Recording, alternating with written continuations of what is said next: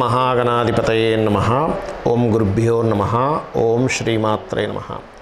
పరమేశ్వర స్వరూపమైనటువంటి జ్యోతిష, వాస్తు మరియు ఇతర అనేకమైనటువంటి శాస్త్రములను మనకు అందించినటువంటి మహర్షులకి నమస్కారం. హయగ్రీవ హయగ్రీవ హయగ్రీవేతి యో వదేత్ తస్య నిస్సరతే వాణి జహ్నుకన్యా ప్రవాహవత్. అరుణాం కరుణాతరంగితాక్షీం ధృతపాశాంకుశపుష్పబాణచాపాం అనిమాదిభిరావృతాం మయూకైః అహమిత్యేవ విభావయే భవానీం. శ్రీమాత్రే నమః. ప్రేక్షకులకి ఆ లలితాంబిక అమ్మవారి యొక్క అనుగ్రహం పరిపూర్ణంగా కలగాలని మనస్ఫూర్తి కోరుకుంటూ మనం ఈరోజు చెప్పుకోబోయేటువంటి ద్వాదశ రాశి ఫలితాలు రాశి నుంచి కంటే కూడా లగ్నం నుంచి చూసుకోండి. లగ్నం తెలియని వారు రాశి నుంచి చూసుకోవచ్చు. ఇప్పుడున్నటువంటి ఈ ఏప్రిల్ మాసంలో ఉన్నటువంటి గ్రహస్థితి కనుక చూసుకున్నట్లయితే గురువు మేషంలోని, రాహు మీనంలోని, కేతు కన్యారాశిలోని, అదేవిధంగా కుంభరాశిలో శని యొక్క సంచారం జరుగుతూ ఈ శనితో పాటు కుజుడు కూడా కలిసి ఉన్నాడు. కాబట్టి ఈ కుజుడు 24వ తేదీ నుంచి మారుతున్నాడు. సో శని కుజుల కలయిక కుంభంలో ఉంది. అలాగే రవి 14వ తేదీ వరకు, మనకి 14వ తేదీ నుంచి రవి మారుతున్నాడు మేషంలోకి, మీనంలో ఉండేటువంటి. అదేవిధంగా 25వ తేదీకి శుక్రుడు మారుతున్నాడు మేషరాశిలోకి. ఈ యొక్క క్రమంలో బుధుడితో కలిసి ఉన్నటువంటి గురువు ఇద్దరు కూడా, ఈ బుధుడు వక్రించుకుంటే మీన రాశిలోకి వెళ్తున్నాడు. కాబట్టి ఈ యొక్క గ్రహస్థితిని అనుసరించి ద్వాదశ రాశుల వారికి, అదేవిధంగా ద్వాదశ లగ్నాల వారికి ఏ విధంగా ఉందనేటువంటిది మనం తెలుసుకుందాం. ధనుర్లగ్నము ధనుస్సు రాశి. ధనస్సు వారికి గనక చూసుకున్నట్లయితే ప్రత్యేకంగా రాస్యాధిపతి ఎవరైతే ఉన్నారో ఈ రాస్యాధిపతి అయినటువంటి గురువు పంచమ స్థానంలో బుధుడితో కలిసి ఉంటున్నాడు. అయితే బుధుడితో కలిసి ఉన్నంత కాలము కూడా ఎవరినైనా ఇష్టపడిన వారిని వివాహం చేసుకోవడానికి, బంధువర్గంలో వివాహం కుదరడానికి బాగుంటుంది. కాకపోతే ఎప్పుడైతే వక్రిస్తాడో, వక్రగతి జరిగినప్పుడు మాత్రం మేషంలో బుధుడు, అప్పుడు మాత్రం కొంచెం వీరికి అప్పుడు కూడా వివాహ సంబంధించిన విషయంలో మంచి గ్రోత్ అది ఉంటుంది, ఉండదని కాదు. ఎందుకంటే సప్తమ దశమాధిపతి అనేటువంటి బుధుడు వక్రించినందుకు వివాహం విషయంలోని సెట్ అవ్వడము, ఇది వెనక్కి వెళ్ళిపోయింది అనుకుంది కాస్త సెట్ అవ్వడము, అదేవిధంగా ఉద్యోగ సంబంధించిన విషయాల్లో కూడా ముఖ్యంగా మార్కెటింగ్ రంగాల్లో ఉండేటువంటి వారు బాగా కలిసి రావడం జరుగుతుంది.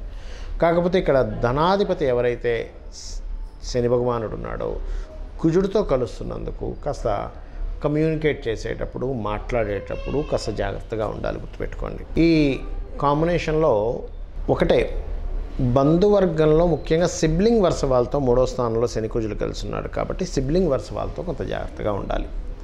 అదేవిధంగా 4వ స్థానంలో శుక్రుడు అస్తంగత్వ దోషంలోకి, శుక్ర మౌఢ్యమే అంటారు, మౌఢ్యంలోకి వెళ్తున్నాడు. కాబట్టి వాహనాలు, గృహాలు నడిపేటప్పుడు, తీసుకునేటప్పుడు కాస్త జాగ్రత్తగా ఉండండి. సంతానం కోసం ప్రయత్నం చేసేటువంటి వారికి చాలా బాగుంటుంది.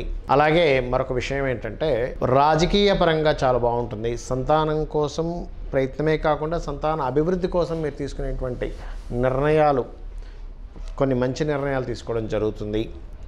అదేవిధంగా మరొక విషయం ఏంటంటే ఇక్కడ గమనించుకున్నట్లయితే ఈ దశమంలో కేతు ఉన్నందుకు మాత్రం ఏదైనా ఉద్యోగ ప్రయత్నాలు చేసేటువంటి వారు, మీకు దగ్గరలో ఆలయంలో ఏదైనా గణపతి ఉన్నట్లయితే గణపతి ఆలయానికి వెళ్ళి అక్కడి నుంచి మీరు ఇంటర్వ్యూకి వెళ్ళండి.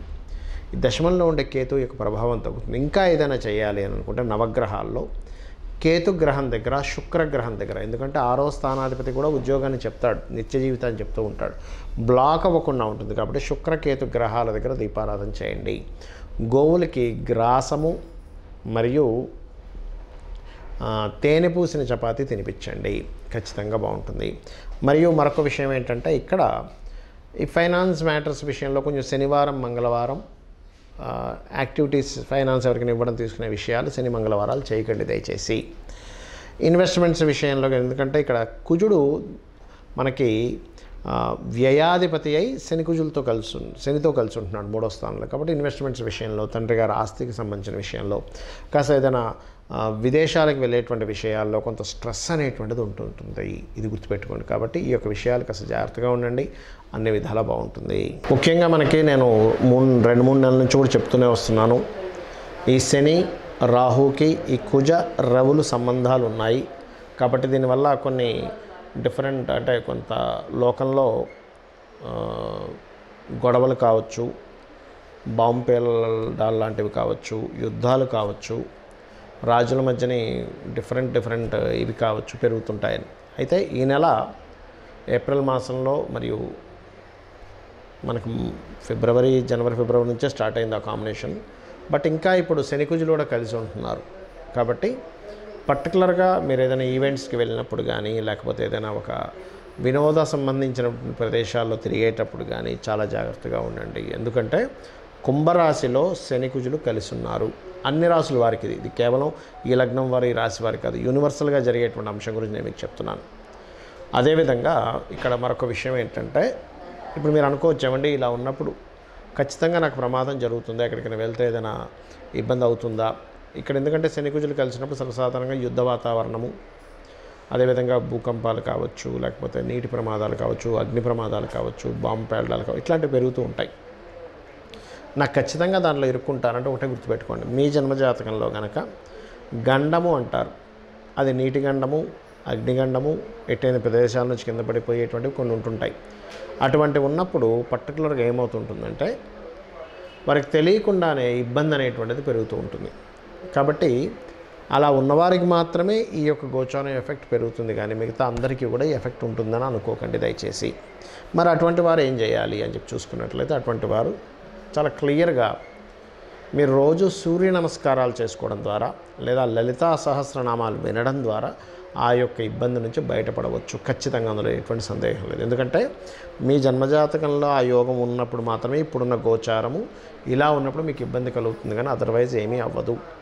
మీ జన్మజాతకం ఎందుకు చూసుకోవాలంటే, మనం చేసినటువంటి పూర్వజన్మ కర్మ ఆధారంగా ఈ యొక్క జన్మలో మీరు చేసేటువంటి, అంటే గుర్తుపెట్టుకోండి, మీ లగ్నాన్ని బట్టి మీ యొక్క లైఫ్ ఎలా ఉంటుంది, మీ ధనస్థానాన్ని బట్టి మీ యొక్క జీవిత భాగస్వామి ఎట్లా ఉంటారు, అంటే మీ సప్తమ స్థానాన్ని బట్టి జీవిత భాగస్వామి, మీ ధనస్థానాన్ని బట్టి మీ యొక్క ధనయోగాలు ఎలా ఉన్నాయి, ఎందులో మీకు ధనయోగం ఉంది.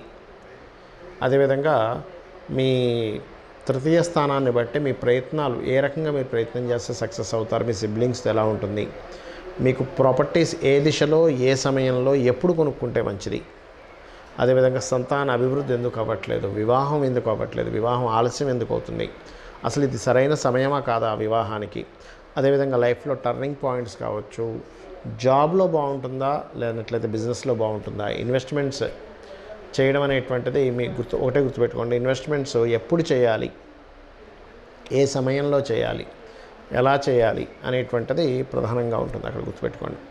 ఇక మీరు మరొక విషయం ఏంటంటే, ఇక్కడ ఈ యొక్క జాతచక్రంలో ముఖ్యంగా మీకు అనిపించవచ్చు ఏమండి మరి మన జన్మజాతకంలోనే అన్నీ ఒకటి గోచార ఫలితాలు ఎందుకు చెప్పుకుంటున్నామని. గోచారం అనేటువంటిది మనకి బయట జరిగేటువంటి సిచ్యువేషన్స్, అంటే బయట ఎట్లా ఉంటుంది, అంటే సిచ్యువేషన్స్ ఎట్లా ఉన్నాయి, బయట గోచారంలో ఎటువంటి పరిస్థితులు ఉన్నాయి అనేటువంటిది. అంటే బయట వాతావరణం బాగాలేదు, లేదా ట్రాఫిక్ బాగా జామ్ ఉంది, మనం వెళ్ళాల్సిన సమయం వెళ్ళలేకపోతుంటాం, లేదా బయట మార్కెట్ బాగాలేదు ఒక ప్రోడక్ట్కి, అప్పుడు అమ్ముడుపోతుంది. సో బయట విషయాలు, బయట వాతావరణం ఎలా ఉంటుందని చెప్పేది గోచారము. కానీ అతి ముఖ్యంగా మీరు చూసుకోవాల్సింది మీ జన్మజాతక ఫలితాలు మాత్రమే.